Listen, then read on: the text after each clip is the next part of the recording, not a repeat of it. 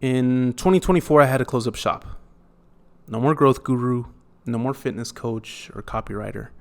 It was time to go back to normal life. Entrepreneurship is fascinating because if you're getting better, so is the brand. But if you're not getting better, the brand is going to show you that you're not. And the truth is, my identity was the personal brand. I already mentioned this. I was the business and the business was me. Coming back to scheduled shifts, 8-hour days, and being forced to be somewhere I didn't want to be felt like hell. How does one go from creating his own schedule, being his own boss, and making money from a Wi-Fi connection and a computer to telling an associate why they shouldn't be standing on a pallet? It was hell. 360 that I wasn't ready for. Failure in my head at that time was real. But this isn't new, right? It's the old testimony of people who sell their business and have midlife crises because they got the check and now they don't know what to do with their lives. Why? Because their identity was tied to it. And without it, they don't know who they are. And I'm going to provide you a story. In 2009, Amazon bought Zappos for $1.2 billion. Tony Aish, the CEO, struck big. Billionaire, culture icon, but that was an outside external look on what this man was. The inside, however, was another story, because Tony admitted he felt lonely, he lost his routine, and didn't know what he was working towards anymore.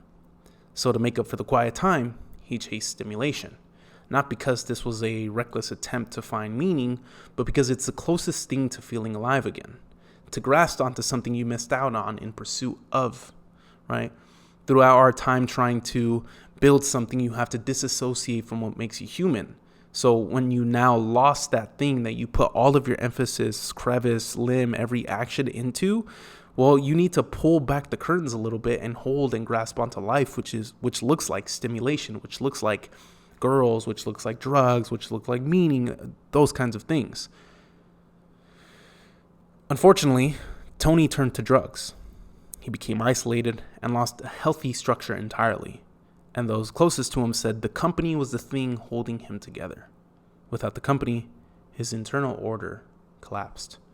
11 years after the large paycheck, Tony tragically died at age 46 after a house fire. When a man loses his perceived value in the world, all hell can break loose.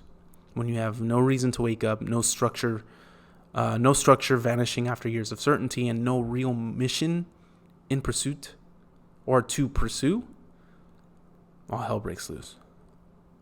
Tony Aish sold Zappos for $1.2 billion and slowly lost the one thing money couldn't replace: a reason to wake up and fight for something bigger than himself. And in a smaller way, nowhere near to the level at which he had to deal with. And it's a tragedy for someone to have to lose their life in that sense. But in a similar way, very small in comparison, I experienced the same thing. Life got quiet. Not bad quiet, I finally had finances again. I wasn't worried about credit card debt. I could cut my hair again. I didn't have to walk to Planet Fitness anymore because I was afraid that I wouldn't be able to afford gas. And the only time I needed gas was to actually go somewhere else. I wasn't drowning, drowning wasn't the issue anymore. But the quiet felt like I was losing, wasting my time, that I had no purpose, and that I was making no use out of myself. So what did I do with that empty time? I tried to copy and paste my previous life over to my new one. So I would wake up at 6 a.m., I would write, I would engage on Twitter because I had to hold my audience. I would research podcast episodes and topics. The outcome was more harm than good. I started binge eating. I started doom scrolling. I started losing myself. Until I realized something. Why am I trying to give myself noise and stimulation? And perhaps God is trying to ask me not to hustle, but to sit in this discomfort. So I did. I started going to church. I went on vacation for the first time in like a decade. And I let go of YouTube and decided, you know what? I'm just going to start writing, probably go to school and learn about psychology. kept lifting, started running, started meeting new people. The people at my job were fucking amazing and they're great people. And I realized something. I only felt worthless when I wasn't producing and giving to the world. And Dallas Willard says, desire is infinite, partly because we were made by God, made for God, made to need God, and made to run on God. We can be satisfied only by the one who is infinite, eternal, and able to supply all our needs. We are only at home in God. When we fall away from God, the desire for the infinite remains, but it is displaced upon things that will certainly lead to destruction. My desires were outcomes I thought can fulfill infinity like God does, which was why I was lacking. Each of us has a God-shaped hole inside of us, and nothing on this world can fulfill infinity like God does. And it's interesting,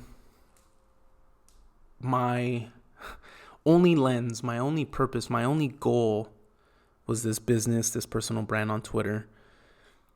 But when I think back and reflect on it, when you put your lens onto what the world has to offer, you're giving it power to destroy you. And desires aren't meant to be chased if it comes at the expense of losing you. The purpose of your desires is to improve yourself, the world around you, to build character, and not lose yourself in pursuit of them. And though it hurt like hell, it made me realize this profound lesson.